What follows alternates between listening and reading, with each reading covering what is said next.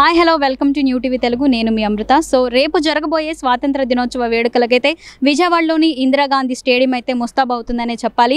దేశవ్యాప్తంగా ప్రతి ఏటా జరిగే ఈ వేడుకలకైతే ఈసారి ఘనంగా ఈ ఏర్పాట్లు చేయడానికైతే ఏపీ ప్రభుత్వం అయితే నిర్ణయం తీసుకుందనే చెప్పాలి. అలాగే ఏపీ ప్రభుత్వం తరఫున విజయవాడ ఇందిరాగాంధీ స్టేడియంలో అధికారికంగా ప్రకటబందీగా ఏర్పాట్లు అయితే కొనసాగుతున్నాయన్నమాట.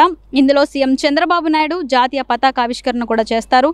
అలాగే చంద్రబాబు చేయబోయే ప్రసంగానికి ఈసారి చాలా ప్రత్యేకలు ఉండబోతున్నాయని కూడా మనం చెప్పాలి. అండ్ అలాగే ఇప్పటికే దీనికి సంబంధించి పనులు వేగంగా జరగడం కూడా మనం చూస్తున్నాము. రేపు ఉదయం 9 గంటలకు విజయవాడ ఇందిరాగాంధీ మున్సిపల్ స్టేడియంలో సీఎం స్వాతంత్ర వేడుకల జాతీయ పతాకాన్ని అయితే ఆవిష్కరిస్తారు.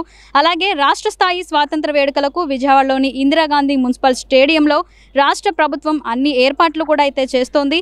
ముఖ్యమంత్రి చంద్రబాబు జాతీయ పతాకావిష్కరణ అనంతరం సాయుధ దళాల నుండి గౌరవ వందనం కూడా స్వీకరిస్తారు. అండ్ అలాగే వాటికి సంబంధించిన పనులు కూడా జరుగుతున్నాయి. ఆ తర్వాత రాష్ట్ర ప్రజలకు ఉద్దేశించి సీఎం ప్రసంగం కూడా ఉంటుంది. అలాగే మనం చూసుకున్నట్లయితే రాష్ట్ర స్థాయి స్వాతంత్ర దినోత్సవంకు ముందస్తుగా డ్రెస్ రిహర్సల్ను కూడా నిర్వహించడం కూడా అధికారులు చేశారు. అలాగే 78వ స్వాతంత్ర వేడుకలకు విజయవంతంగా నిర్వహించేందుకైతే తీసుకోవాల్సిన జాగ్రత్తలపై ఇప్పటికే పోలీసులు దిశానిర్దేశం కూడా చేశారు.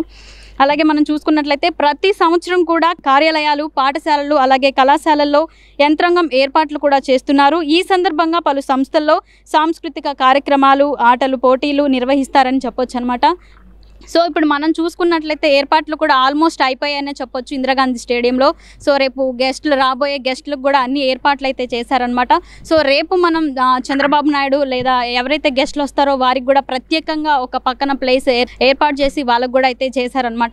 సో రేపు జరగబోయే 78వ స్వాతంత్ర వేడుకలు రేపు ఎలా జరగబోతాయి అనేది మనకి ఫస్ట్ ఇప్పుడు మనం చూసిన ఈ డెకరేషన్ ఇదంతా చూస్తేనే రేపు ఎలా ఉండబోతుంది అనేది మనకైతే అర్థమవుతుంది. సో మరిన్ని అప్డేట్స్ కోసం చూస్తూనే ఉండండి న్యూ టీవీ తెలుగు. కెమెరామ్యాన్ వంశీతో అమృత.